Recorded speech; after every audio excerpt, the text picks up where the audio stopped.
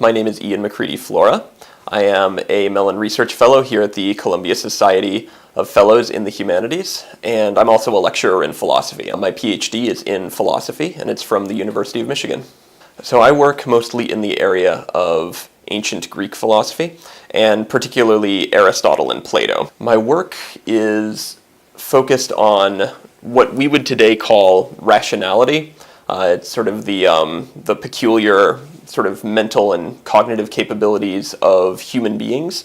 But what's striking about Aristotle and other Greek thinkers is that he takes reason, what he calls the rational soul, to completely separate all other animals from humans. Aristotle thinks that all living things have a soul, and there are three kinds of souls that kind of stack on top of each other. You've got the vegetative soul, which is what plants have, and that's the kind of the power to take in nutrients and process them and grow. The perceptive or the sensing soul, and that's the sort of powers of hearing and sight and the typical five sense modalities. Animals have this. It also comes along with an ability to sense pleasure and pain, and usually, but not always, an ability to move around.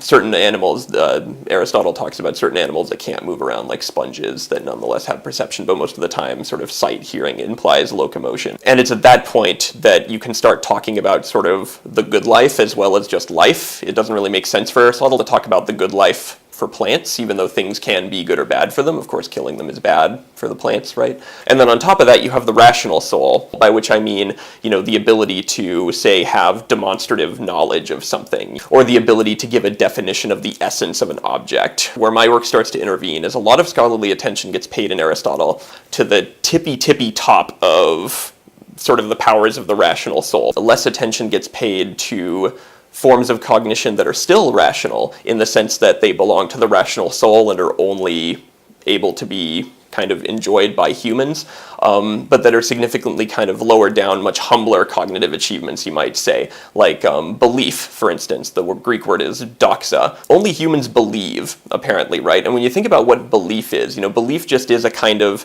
it's sort of a representation of the world around you that has kind of practical and cognitive upshots, right? Our beliefs coupled with our desires, say on one sort of popular kind of moral psychology, sort of determine our actions. Belief kind of plays the central role in how beings, you might think, like any animal being, kind of gets around in the world. And yet Aristotle reserves it for humans alone. He says you need reason, because in order to have beliefs, you need to be capable of interacting with the world in some sort of special way.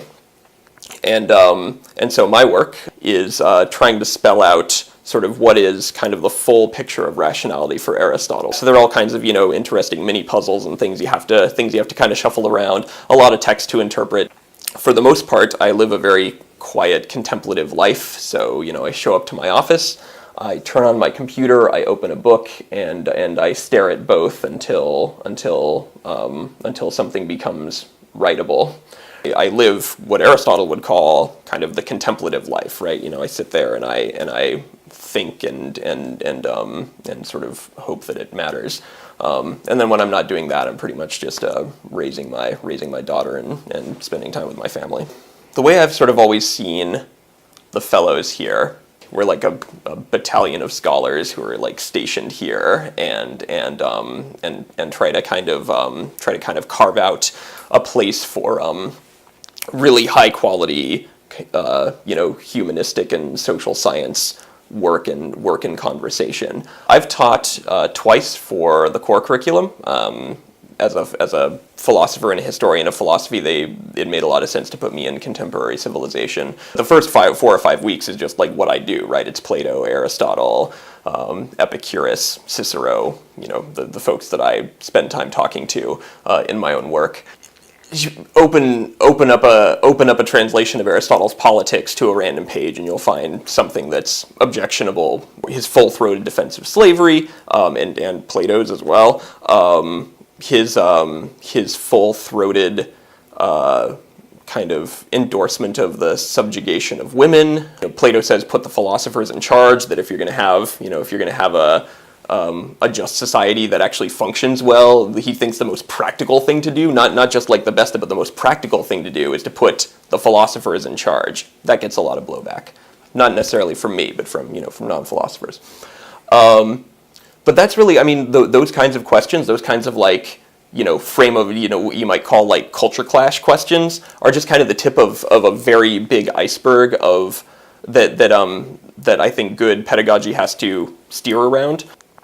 The thing that I'm slowly learning how to do is kind of step back and not, let them have the same kind of journey into the material that I did.